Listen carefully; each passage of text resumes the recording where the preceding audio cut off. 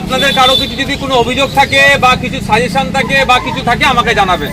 তবে একটা কথা মাথায় রাখবেন, আমি জোর গলায় বলছি, একটা বড় চক্রান্ত চলছে ভাঙড়ের মানুষকে নিয়ে। চক্রান্ত এটাই যে ভাঙড়ে এয়ারপোর্ট করার জন্য ওদের জায়গার দরকার। ওরা ঝগড়া ঝামেলা করে পঞ্চায়েত দখল করেছে, যদিও মামলা চলছে। ওরা ঝগড়া ঝামেলা করে বুথ দখল করে সার্টিফিকেট মেরেছে এমপি, শুধু পারেনি কোন জায়গাটায় একটা এমএলএ। ওদের টার্গেট হচ্ছে পরে হানোতানো ব্যাপারের চেষ্টা করছে এখন আমাকে বা আমাদেরকে হারানোর জন্য। শুধু আইএসএফকে হারানোর নয়, ভাঙড়ের মানুষকে ধ্বংস করার ওদের চক্রান্ত। কি ওদের আমি একবার হুমকার দিয়েছিলাম আপনাদেরকে সাথে নিয়ে, যে ভাঙড়ের মানুষের বিনা অনুমতিতে ইচ্ছার বাইরে এক কোদাল মাটি এয়ারপোর্টের জন্য এখানে ফেলতে দেবো না, আর এক কোদাল মাটি এয়ারপোর্টের জন্য তুলতে দেবো না। মাথায় আছে? তারপরেই বললে কি আমরা এখন এয়ারপোর্টের জন্য জায়গা দেখছি না মিডিয়াতে। কিন্তু ভাঙড়ে এয়ারপোর্ট হবে কি হবে না, করার প্ল্যান আছে কি না, এর জন্য আমি বিধানসভায় প্রশ্ন করে রেখেছি পরিবহন দপ্তরকে। এখনো উত্তর আমার দেয়নি। উত্তর দিলে লিখিত উত্তর মানে ওখানে ভ্যালিড হয়ে যেত বিধানসভার উত্তর, কিন্তু দেয়নি মানে ওদের মনে নিশ্চিতভাবে কিছু পাপ আছে। এমনি এমনি আর 4-8টা থানা করেনি আমাকে আটকানোর জন্য নয়। যদি আমাকে আটকানোর জন্য থানা করতে তাহলে আমাকে তুলে নিয়ে যে জেলের মধ্যে রেখে দিত, মিথ্যা মামলা দিয়ে বেরোতে দিত না। তো প্ল্যান হচ্ছে আগামী দিনের জন্য জমি অ্যাকোয়ার করে এয়ারপোর্টকে দেওয়ার জন্য। এয়ারপোর্ট হওয়ার যে কে বারণ করেছে? এয়ারপোর্টকে বারণ করবো আমরা?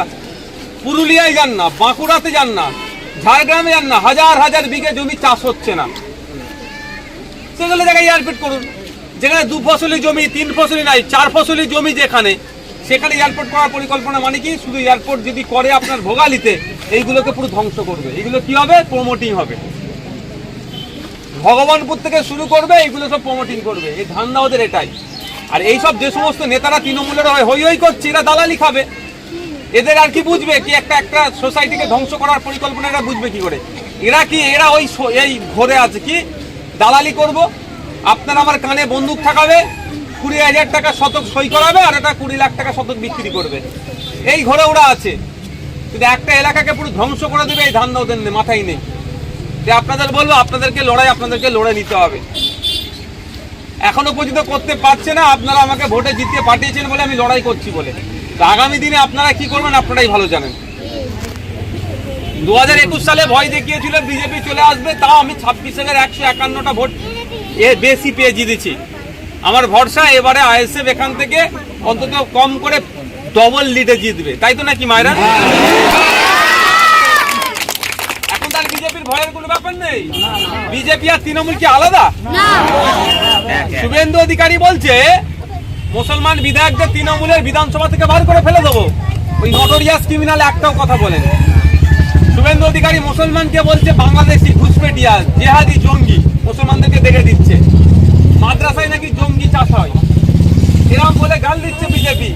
ও নটোরিয়াস ক্রিমিনাল একটাও কথা বলেনি। কেন বলেন তো? ও তো দুর্নীতি করে করে গলা পর্যন্ত হয়ে গেছে ওর। সে প্রতিবাদ আমাকেই করতে হচ্ছে, বাংলার মানুষকে করতে হচ্ছে। তো ও আপনারা আমার হয়ে কথা বলবে না। আমাদের লড়াই আমাদেরকে লড়ে দিতে হবে, এটা মাথায় থাকে জানো। এদের মেন লক্ষ্য হচ্ছে ভাঙড়ে এয়ারপোর্টের জন্য জায়গা নেই। আর দুনিয়ার জায়গা আছে, ভাঙড়ে কেন নজর আছে ভাই? এটা কি রহস্য? আপনারা একটু ঠান্ডা মাথায় বুঝলে বুঝতে পারবেন। একটা সময় রাজারহাট নিউ টাউন ভাঙড়ের মতোই চাং লোক ছিল, প্রচুর লড়াকু লোক ছিল। আজকে দেখুন যাদের জায়গাতে ফ্ল্যাট হয়েছে তারা ওই ওখানকার দরওয়ান, তারা ওই বাড়িতে কাজ করছে। তো আপনাকে 10 লাখ টাকা দিয়ে দিল, আপনি 10 লাখ টাকা তো 10 দিনে উড়িয়ে ফেলবেন। আপনার বাড়ির ওপরে দরওয়ান। এখন ছেলে যে কি বলছে, এটা আমার আব্বার এই জায়গাটা ছিল, কি করে ওই বাড়ির এখন দরওয়ান সে। এই প্ল্যান তো এখানে করা আছে, করতে পারছে না কেন? আপনারা আমাকে ভোট দিয়ে পাঠিয়েছেন আমি লড়ে নেবো বলে। আমি আজকেও চ্যালেঞ্জ করে যাচ্ছি, ওদের দম থাকে তো ঘোষণা করতে বলুন যে ভাঙড়ে আমার 2026-এ আমার যতক্ষণ পর্যন্ত পিরিয়ড আছে এয়ারপোর্টের জন্য 1 কোদাল মাটি তুলতে বলুন তো। দম থাকলে কত বাপের ব্যাটা আমি দেখে নেবো। কেন বুঝতে পারছেন না? তাহলে আমাদেরকে ডিস্টার্ব করতে হবে। কিন্তু ওদের চক্করে পড়বে না নিজের জায়গা বাঁচাবেন আপনাদের উপর নির্ভর করছে। আমি ক্যামেরার সামনে বলছি, আমি গোপনীয় বলছি না যে ভাইজান গোপনে এসে লোককে ভুল বুঝিয়ে চলে গেল। বাস্তব কথা বলছি, জায়গা বাঁচানোর জন্য লড়াই নিজেদেরকে লড়ে দিতে হবে। আর একটা কথা, ভারতবর্ষ ধর্মনিরপেক্ষ রাষ্ট্র, সব ধর্মের মানুষ মাথা তুলে বাঁচবে। সব ধর্মের হিন্দু মুসলমান নির্বিশেষে সবাইকে ভারতবর্ষে বাঁচে থাকার পূর্ণ স্বাধীনতা দিয়েছে, ধর্মচারণের পূর্ণ স্বাধীনতা আছে। আপনি মসজিদে যাবেন, আপনি মন্দিরে যাবেন, আপনি গির্জাতে যাবেন, আপনি গুরুদুয়ারাতে যাবেন, কেউ আটকাতে পারবে না আপনাকে। এটা ভারতবর্ষে আইন, সংবিধান বলা আছে। কিন্তু দেশ অর্থাৎ রাষ্ট্র পরিচালনার দায়িত্ব যাদের আছে তাদের কোনো ধর্ম থাকবে না, তারা সব ধর্মের জন্য কাজ করবে, মানে ধর্মকে প্রমোট করতে কাজ করবে না। ধর্ম চালানো হচ্ছে, কেউ যদি ডিস্টার্ব করে সেটাকে আটকাবার দায়িত্ব হচ্ছে রাষ্ট্রের। এখন আমরা কি দেখলাম, যেটা মোদির সাহস হয়নি সেটা মমতা দিদি করে দিল। মোদি সাহস দেখাতে পারলো না রাম মন্দির নির্মাণ করে বাড়িতে বাড়িতে প্রসাদ পাঠানো, মমতা তার থেকে এক ধাপ এগিয়ে গিয়ে জগন্নাথ মন্দিরের প্রসাদ পাঠাচ্ছে। এবার আপনাদের বলি, যারা মুসলিম সম্প্রদায়ের মানুষ, আবার যারা নাস্তিক, তারা তো কোনো ধর্মকেই মানে না, তারা প্রসাদও মানে না, তারা কুরবানির গোশও মানে না, তাদের বাড়িতেও পাঠানো হচ্ছে। এটা অন্যায় হচ্ছে না ন্যায় হচ্ছে? এটা অন্যায় হচ্ছে। প্রসাদ বলে আমি এর বিরোধিতা করছি না। কালকে যদি মমতা ব্যানার্জি খেপে গিয়ে বলে, খেপে যাওয়া ছাড়া আর কি বলবো, যে কুরবানির গরু সামনে বছরে কুরবানি হবে, গরুর গোশ সব পশ্চিমবাংলার ভোটারদের বাড়িতে পাঠাবো, এটা মেনে নেবেন আপনারা? মেনে নিতে পারবো না। কারণ গরুর গোশে অনেকের মনীয় আছে, তার ধর্মীয় ভাবে আঘাত লাগতে পারে, তাহলে আমাদের উচিত হবে না? তাহলে একইভাবে মমতা ব্যানার্জির কি উচিত হচ্ছে রেশনের মাধ্যমে বাড়িতে বাড়িতে প্রসাদ পাঠানো?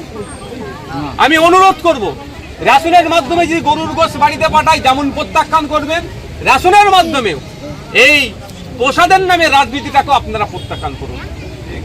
আমরা প্রসাদকে, গরুর গোশকে, কুরবানির গোশকে আমরা অপমান করব না, অবজ্ঞা করব না, কিন্তু প্রসাদের নামে বা গরুর গোশের নামে যে রাজনীতি হচ্ছে সেটাকে আমরা সবাই মিলে প্রত্যাখ্যান করব। মমতা ব্যানার্জির উচিত ছিল বাড়িতে বাড়িতে একটা করে চাকরির লেটার পাঠানো, যে ওয়ান ফ্যামিলি ওয়ান জব, একটা বাড়ি থেকে একজন চাকরি পাবে। এই ব্যবস্থা মমতা ব্যানার্জির দরকার ছিল। বাড়িতে বাড়িতে একটা করে সরকারি চাকরি বা আধা সরকারি চাকরি, বেসরকারি, বাড়িতে বাড়িতে একটা করে তো ব্যবস্থা করা দরকার ছিল। সেটা পারলো না, ওয়ান ফ্যামিলি ওয়ান জব পারলো না। কিন্তু যেটা মোদির সাহস হয়নি সেটা মমতা ব্যানার্জি করে দেখিয়ে দিল। কারণ এইসব কিছু নটোরিয়াস ক্রিমিনাল পুষে রেখেছে, জানে এই ক্রিমিনাল গুলো ভোটের সময় বুথ দখল করবো, আমি এমনি জিতে যাবো, এদেরকে হারাম খাইয়ে বেইমান করে মারবো, এই ধান্দা তো। ধর্মে ইসলাম ধর্মে প্রসাদে বারণ আছে যেমন, ঠিক একইভাবে অন্য ধর্মের ক্ষেত্রেও অন্য ধর্মীয় এতে দেখা যায় কোনো ধর্মে গোমাংস, গরুর গোশ, আবার যারা নাস্তিক, না গরুর গোশকে তারা কুরবানির গোশকে পছন্দ করবে বা তারা গ্রহণ করবে, না প্রসাদকে তারা গ্রহণ করবে। তাহলে চাপিয়ে দেওয়া হচ্ছে এটা। এই চাপানোর বিরুদ্ধে আমাদের লড়াই চলবে। আমরা বলছি, মানুষ যখন হসপিটালে যায় তখন ওষুধ পায় না, ডাক্তার পায় না, তুমি আমার ঘরে প্রসাদ পাঠাচ্ছ দায়িত্ব নিয়ে, তুমি যদি আমার লোকটা হসপিটালে গিয়ে যাতে ডাক্তার পাই তার ব্যবস্থা করো।